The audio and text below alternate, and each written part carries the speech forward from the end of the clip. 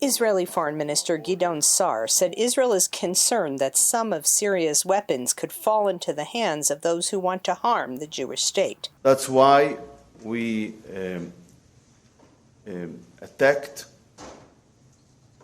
strategic weapon systems, like, for example, remaining of chemical weapons or long-range missiles and rockets, in order that they will not fall in the hands of extremists. He spoke after Israeli troops took over a demilitarized buffer zone between Israel and Syria.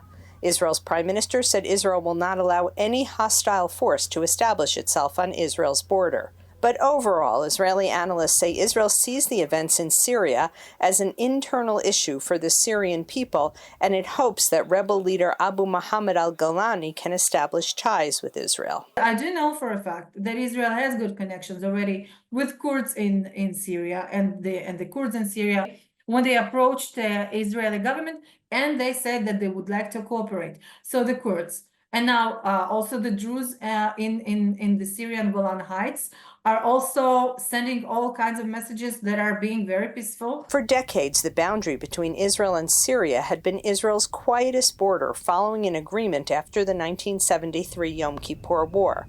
But some analysts say that the new situation could eventually lead to a peace treaty between Israel and Syria. I'm trying to better understand if the people in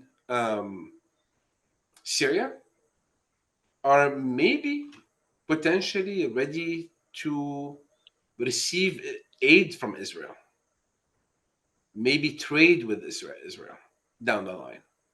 I think it's way too early for that, but I believe now, and this is where I disagree with half the people and agree with the other half.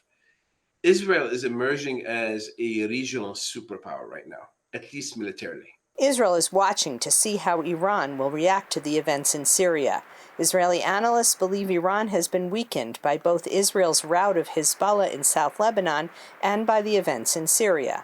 Some in Israel fear that Iran could try to reestablish deterrence by moving ahead with its nuclear program, which could spark an Israeli attack on Iran.